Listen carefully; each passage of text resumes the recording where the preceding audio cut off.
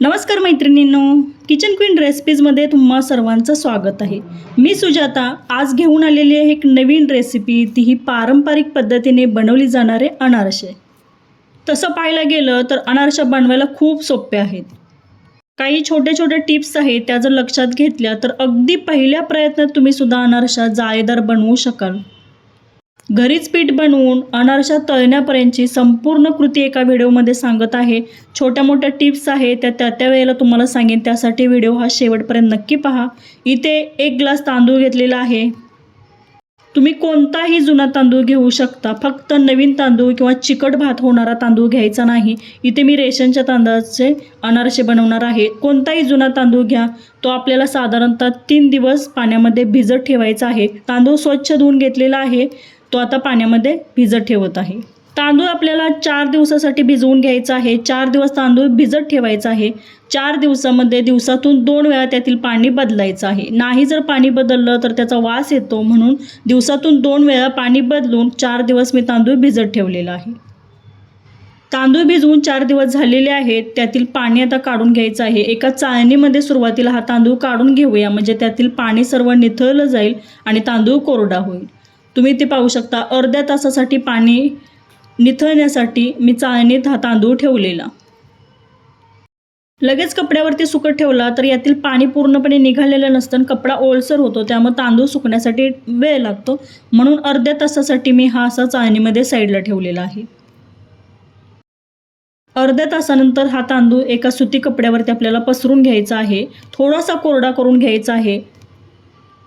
हा कपड्यावरती अर्धा तास सुकवून घ्यायचा आहे. अर्ध्या तासामध्ये हा छान सुकतोय, तुम्हाला मी आता दाखवते. हा तांदूळ पसरून घेत असताना हाताला पाणी किंवा ओलसरपणा आहे, तुम्ही ते पाहू शकता. असं हाताला ओलसरपणा लागत आहे. हा ओलसरपणा ज्यावेळी कमी होतो त्यावेळी तांदूळ आपला सुकलाय. तांदूळ पूर्णपणे सुकवून घ्यायचा नाही. थोडासा दमट ओलसर आहे तोपर्यंतच आपल्याला तो मिक्सरमध्ये बारीक करून घ्यायचा आहे. अर्धा तास झाल्यानंतर तुम्ही ते पाहू शकता, हाताला कुठेही पाण्याचा ओलसरपणा जाणवत नाही. तांदूळ कोरडा झालेला आहे, परंतु जास्त सुकलेला नाही. बाहेरून तांदूळ सुकलेला आहे, आतमध्ये ओलावा तसाच आहे. हाताला पाणी लागत नाही, म्हणजे तांदूळ आपला सुकलेला आहे. आता आपल्याला तो मिक्सरला छान असा फिरवून घ्यायचा आहे. गिरणीमध्ये दळून आणला तर कसं होतं, गिरणीमध्ये दळून आणण्यासाठी जास्त तांदूळ सुकवावा लागतो, मग अनारसा जमत नाहीत. म्हणून शक्यतो मिक्सरमध्ये फिरवून घ्या.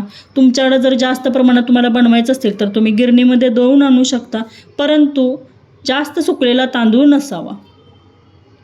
थोड्या प्रमाणात जर बनवायचं असेल तर तुम्ही मिक्सरच्या भांड्यामध्ये छान हे फिरवून घेऊ शकता. तांदूळ कोरडा झालेला आहे. मिक्सरच्या भांड्यात थोडं थोडं करून आपण छान अशी त्याची पीठ बनवून घेऊया. तांदळाचं जी पिठी आपण बनवणार आहे ती बारीक आपल्याला दळून घ्यायचं आहे. हे सर्व करत असताना भांडं कोरडं असावं. थोडाही पाण्याचा अंश किंवा भांडं ओलसर असेल तरी पीठ खराब होईल, म्हणून कुठेही पाण्याचा अंश राहू नये याची काळजी घ्यावी.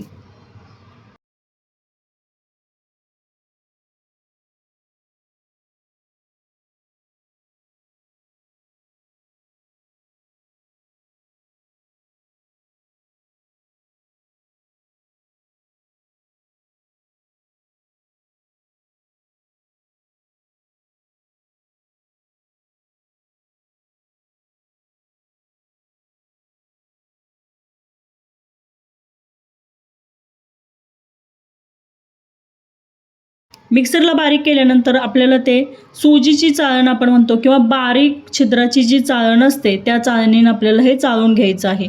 जास्त चाळणीची होलं मोठी असतील तर जास्त बारीक आपल्याला चाळता येणार नाही, त्यासाठी बारीक जी चाळण मिळते त्या बारीक होलाच्या चाळणीनं आपल्याला हे चाळून घ्यायचं आहे. तांदूळ ओलसर असल्यामुळं थोडंसं ओलसरपणा पिठाला तुम्हाला जाणवत असेल, त्यामुळे चाळताना त्रास होतो. म्हणून चाळणीमध्ये एखादा कॉईन तुम्ही त्यामध्ये टाकून अशा पद्धतीने कॉईन ठेवायचा आणि पीठ आपण चाळून घ्यायचं, म्हणजे भरभर पीठ चाळता येतं. पीठ चाळून घेतल्यानंतर जो रवा चाळणीमध्ये शिल्लक राहतो तो पुन्हा मिक्सरच्या भांड्यामध्ये घालून असं फिरवून घ्यायचं आहे आणि त्याचं पीठ बनवून घ्यायचं आहे. परंतु तो जे नाणं त्या चाळणीमध्ये घातलेलं आहे ते साईडला काढा, आठवणीनं काढून ठेवा. अनारशासाठी तांदूळ बारीक करून घेतलेला आहे, तो आपल्याला वाटीच्या मापाने मापून घ्यायचा आहे. कोणतंही वाटीचं माप घ्या, एखाद्या भांड्याचं माप घ्या आणि त्याच्या मापाने हे असं मापून घ्या. अशा पद्धतीने थोडंसं दाबून पीठ भरा, जास्त दाबायची गरज नाही. हळूवारपणे दाबून वाटी भरा. एक वाटी भरलेली आहे. आता जी पिठी शिल्लक आहे म्हणजे तांदळाचं पीठ जे शिल्लक आहे त्याने दुसरी वाटी भरेल. 1 ग्लास जर तुम्ही तांदूळ घेतला तर त्याचं साधारणतः हे 2 वाट्या पिठाने भरतील. पीठ मापून घ्या म्हणजे मोजून घ्या, म्हणजे आपल्याला त्याच वाटीच्या मापाने गूळ पण मोजून घ्यायचं आहे. 2 वाट्या भरलेल्या आहेत आणि किंचितसं पीठ थोडंसं शिल्लक राहिलेलं आहे, हे पण मी त्यामध्ये घालणार आहे. तर त्याच मापात थोडासा गूळ पण त्यामध्ये घालणार आहे. तुम्हाला जर वाटत असेल की प्रमाण चुकेल तर तुम्ही मोजूनच घ्या, जास्त पीठ घेऊ नका. 2 वाट्या पिठी असेल तर 1 वाटी गूळ पाहिजे. गूळ चिरून घ्या किंवा बारीक किसून घ्या. शक्यतो गूळ पावडर जी भेटते ती गूळ पावडर वापरू नका. तुम्हाला पीठ जर मोजून घ्यायचं नसेल तर तुम्ही 1 ग्लास तांदूळ घेतला असेल तर त्यासाठी 1 ग्लास गूळ मोजून घ्यायचा आहे. परंतु शक्यतो पीठ मोजून घेतलं तर त्याचा अंदाज अगदी बरोबर येतो, म्हणून इथे पीठ मी मोजून तुम्हाला दाखवलेलं आहे. 2 वाटी पिठासाठी अशी 1 वाटी भरून आपल्याला गूळ त्यामध्ये मिक्स करायचा आहे. 1 वाटी गूळ त्यामध्ये घातलेला आहे. आता थोडंसं पीठ जे थोडं शिल्लक होतं ते घातलेलं, त्यासाठी एवढा गूळ मी त्यामध्ये घातलेला आहे. गुळाचं प्रमाण वाढवू नका आणि कमीही करू नका, हे अचूक प्रमाण आहे. सुरुवातीला जर बनवणार असेल तर यापेक्षा जास्त गूळ झाला तर बनवलेला अनारसा कडक होतात आणि कमी जर गूळ पडला तर तुम्हाला दुधाचा किंवा तुपाचा वापर करावा लागेल. पीठ छान असं ओलसर होणार नाही आणि अनारशाला छान अशी जाळही पडणार नाही. त्यामुळे या अचूक प्रमाणात अनारसा नक्की बनवा. मला गूळ आणि पीठ एकत्रित मिक्स करून घ्यायचं आहे, परंतु मला गडबड होती म्हणून मिक्सरच्या भांड्यामध्ये हे फिरवून घेतलेलं आहे. तुम्ही मिक्सरच्या भांड्यामध्ये फिरवून घेऊ शकता, एकसारखं गूळ आणि पीठ मिक्स होतं. किंवा लाडू वळत असेल तर याचेच लाडू वळून घेऊ शकता. 3 ते 4 दिवस ठेवल्यानंतर त्यातील गुळाचे खडे वितळतात आणि छान असं पीठ ओलसर बनतं. किंवा मिक्सरच्या भांड्यामध्येही असं फिरवून घेऊन त्याचे लाडू बांधू शकता. गूळ आणि तांदळाच्या पिठीचं अचूक प्रमाण असेल तर कुठेही तुपाचा वापर करायची गरज नाही किंवा तुम्हाला नंतर केळीची किंवा दूध त्यामध्ये घालायचीही गरज लागत नाही. हे प्रमाण जे आहे ते अचूक प्रमाण आहे. थोडंसं जे मिश्रण राहिलेलं ते पुन्हा मी मिक्सरच्या भांड्यामध्ये फिरवून घेणार आहे. हे सर्व मिश्रण फिरवून झालेलं आहे आणि आता त्याचे लाडू बांधून घेऊया. अशा पद्धतीने गोलाकार लाडू बनवून एखाद्या हवाबंद डब्यात आपल्याला ते ठेवायचे आहेत. उष्णतेमुळे किंवा वातावरण जर उष्णतेचं असेल तर ते साधारणतः 3 दिवसामध्ये पीठ छान असं तयार होतं. किंवा वातावरण थंडीचं असेल तर 4 ते 5 दिवस लागू शकतात. असे पिठाचे लाडू बांधायचे आणि एखाद्या स्टीलच्या डब्यात ते हवाबंद डब्यात ठेवायचे आहेत. गूळ आणि पीठ एकत्रित मिक्सरला फिरवल्यामुळे हे थोडेसे तुम्हाला ओलसर दिसत असतील. तुम्ही जर मिक्सरला नाही फिरवलं तरी काही नाही, जसं आहे पीठ तसं गोळे छान असे बनवून डब्यामध्ये ठेवू शकता. गूळ वितळल्यानंतर पीठ तुम्हाला ओलसर झालेलं दिसेल. मी साधारणतः हे 4 दिवसासाठी एका हवाबंद डब्यात ठेवलेलं आणि तुम्ही ते पाहू शकता. गूळ असं वितळलेलं आहे आणि पीठ छान असं ओलसर झालेलं आहे. हे सर्व पीठ एका प्लेटमध्ये किंवा एका ताटामध्ये काढून घेऊया आणि पुन्हा एकत्रित छान असं मळून घेऊया. तुम्हाला इथे जर पीठ कोरडं वाटत असेल तर तुम्हाला 1 चमचा तूप घालायची गरज आहे किंवा 1 चमचा दूध किंवा अर्धा चमचा दूध, जेवढे गरज आहे तेवढं. परंतु आपल्याला इथे तुपाची, दुधाची किंवा केळी त्यामध्ये घालायची गरज नाही. परंतु सांगते, पहिल्यांदा जर कोणी बनवत असेल पीठ इथे कोरडं तुम्हाला असेल तर काय करायचं, थोडीशी केळी त्यामध्ये घालू शकता. म्हणजे 1 चमचा केळी, पिकलेली केळी 1 चमचा किंवा अर्धा चमचा दूध, गरज वाटली तर पुन्हा अर्धा चमचा दूध घालायचं आणि हे पीठ छान असं ओलसर होईपर्यंत मळून घ्यायचं आहे. किंवा तुम्ही थोडंसं त्यामध्ये अर्धा चमचा, 1 चमचा जेवढी गरज आहे तेवढं तूप घेऊ शकता. परंतु सुरुवातीला जास्त तूप, दूध किंवा केळी घालायचे नाहीत. या तिन्हींपैकी एक कोणतंही तुम्ही वापरू शकता, परंतु 1 चमच्याच्याच मापाने घ्यायचं. जास्त घेतलं तर पीठ पातळ होईल, गुळाला पटकन पाणी सुटतं. जास्त प्रमाण झालं तर तुम्ही बनवलेल्या अनारसा तेलामध्ये पसरतील. हे सर्व करत असताना कुठेही पाण्याचा थेंब आपण घेतलेला नाही किंवा जी भांडी घेतो ते एकदम कोरडी करून घ्यायची असतात तरच ते पीठ, नाहीतर पीठ खराब होऊ शकतं. म्हणून कोरडी भांडी असतील त्यामध्येच हे पीठ 3 ते 4 दिवसासाठी ठेवलेलं होतं. 1-2 मिनिटासाठी हे पीठ छान असं मळून घेणार आहे. जसजसं तुम्ही पीठ हे मळून घ्याल तसतसं ते तुम्हाला ओलसर झालेलं दिसेल आणि याचा असा पेढ्याच्या आकाराचा गोळा घेऊन आपल्याला त्याच्या अनारसा बनवायच्या आहेत. या अशा पद्धतीने अनारसे थापत असताना चिरा पडत असतील तर तुम्हाला पीठ आणखी मळण्याची गरज आहे आणि त्यामध्ये थोडंसं तुम्हाला दूध घालण्याची गरज आहे. परंतु आपलं पीठ जे आहे अगदी परफेक्ट झालेलं आहे. काही गडबडीत करत असताना दुधाचं प्रमाण जास्त पडतं किंवा केळी जास्त आपण मिक्स करतो आणि पीठ पूर्णपणे सैलसर होतं. मग अनारशा विरघळतात, तेलामध्ये पसरतात. म्हणून नेहमी लक्षात ठेवा की जे काही घेत असतो त्यामध्ये मिक्स करत असतो ते थोड्या प्रमाणात करून बघा. गरज लागली तर पुन्हा थोडंसं त्यामध्ये ॲड करू शकता.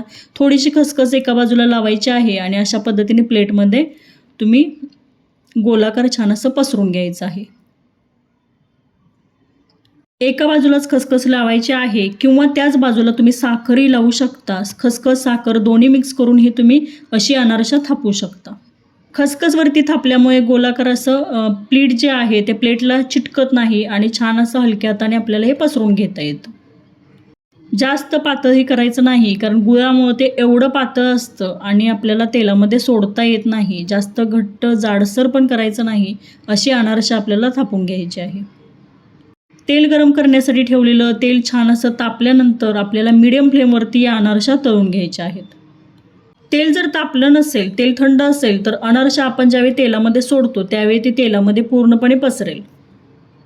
अनारशा तळत असताना एकाच वेळेला जास्त अनारशा तेलामध्ये सोडू नका, म्हणजे आपल्याला असं अनारशावरती तेल छान असं सोडता येतं. चमच्याच्या साहाय्याने एका बाजूने अनारशावर अशा पद्धतीने तेल सोडायचं आहे. अनारशा आपल्याला एकाच बाजूने छान असा तळून घ्यायचा असतो, त्याची बाजू पलटायची नाही आणि तेलामध्ये सोडताना ज्या साईडला आपण खसखस लावलेली आहे ती बाजू वरती करायची. खसखस लावलेली बाजू वरती करून अशा अनारशा तळून घ्यायच्या आहेत आणि गरम गरम तेल असं अनारशावरती सोडलं की छान जाळी पडते आणि दुसऱ्या बाजूने पण अनारशा छान तळला जातो. एक अनारशा तळून झाल्यानंतर दुसरा अनारशा त्यामध्ये टाकायचा आहे. जास्त प्रमाणात जर तुम्हाला अनारशा करायच्या असतील तर एक अनारसा वरती आल्यानंतर तेलामध्ये टाकल्यानंतर तो थोडासा वरती येतो, नंतरच दुसरा अनारसा टाकायचा आहे. एकाच वेळेला 1 2 3 4 असे टाकायचे नाहीत, कारण तेलाचं टेम्परेचर जर थंड झालं तर अनारशा तेलामध्ये पसरतो. अगदी जाळीदार अनारशा झालेला आहे. मी अशी चाळण ठेवलेली आहे, त्याच्याखाली पातेलं ठेवलेलं आहे, म्हणजे त्यातील जास्तीचं तेल आहे ते निथळलं जाईल आणि छान असं कमी तेलकट अनारशा आपल्या तयार होतील. आणखी एक अनारशा मी तुम्हाला थापून दाखवते. खालच्या साईडला खसखस लावलेली आहे, म्हणजे खालच्या बाजूला, आणि असा गोलाकार करून असा पसरून आपल्याला अनारसा घ्यायचा आहे. पीठ थोडंसं हाताला चिटकत असेल तर हाताला तेलाचा हात किंवा तुपाचा हात तुम्ही लावू शकता, म्हणजे तुमच्या हाताला पीठ चिकटणार नाही. आणि असा गोलाकार पसरून घ्यायचा आहे. एकाच वेळेला जास्त अनारसे थापून ठेवायचे नाहीत, कारण हे पीठ पटकन पातळ होतं आणि प्लेटला चिकटतो. त्यामुळे एक अनारसा बनवून झाला की मग दुसरा बनवायचा आहे आणि पटकन तो तेलामध्ये सोडायचा आहे. खसखसची बाजू आहे ती वरती करायची आहे आणि असा अनारसा दुसराही आपल्याला तळून घ्यायचा आहे. आणि असं झाऱ्याच्या साहाय्याने वरती तेल आपल्याला शिंपडलं की छान अशी वरच्या बाजूने जाळी पडते आणि अनारसा छान असा जाळीदार बनतो. सर्व पिठाचे अशाच पद्धतीने अनारशा बनवून घ्यायचे आहेत. थोड्या काही टिप्स आहेत, त्या जर फॉलो केल्या तर अगदी पहिल्या प्रयत्नात तुम्हाला अनारशा जमतील. आणि आपल्याला 1 ग्लास तांदळाच्या ज्या आपण अनारशा बनवल्या त्या एवढ्या अनारशा झालेल्या आहेत आणि अगदी जाळीदार अशा अनारशा झालेल्या आहेत. एक अनारशा आपण तोडून बघूया. अगदी आतपर्यंत जाळी छान अशी सुटलेली आहे आणि अगदी जाळीदार अशा झालेल्या आहेत. खुसखुशीत अशा जाळीदार अनारशा बनतात. अगदी आतपर्यंत तुम्हाला जाळी पडलेली दिसत असेल. आता या गरम आहे, त्यातील अजून तेल निथळलेलं नाही, त्यामुळे तुम्हाला तेलकट वाटत असतील. या अनारशाच्या खाली टिश्यू पेपर असेल किंवा अशा जाळीमध्ये ठेवून, किंवा पोहे जर असतील, कांदे पोह्यासाठी जे पोहे घेतो ते अनारशाच्या खाली ठेवले तर जास्तीचं तेल पोह्यामध्ये निघून जाईल आणि अनारशा कमी तेलकट अशा होतील. अगदी सुरुवातीला जर बनवणार असेल तर 1 ग्लास तांदूळ भिजत घाला आणि त्यापासून अनारशा बनवा. अगदी सहजरित्या पहिल्या प्रयत्नात कोणीही बनवू शकेल अशा या अनारशाची रेसिपी आहे. कितीही अवघड वाटलं तर ही रेसिपी खूप सोपी आहे. एकदा बनवा, बनवल्यानंतर तुम्हाला नक्की जमेल. दिवाळी स्पेशल अनारसे ही रेसिपी कशी वाटली मला कमेंट करून नक्की सांगा. चॅनलवरती नवीन असाल तर सबस्क्राईब नक्की करा. व्हिडिओ पाहिल्याबद्दल धन्यवाद.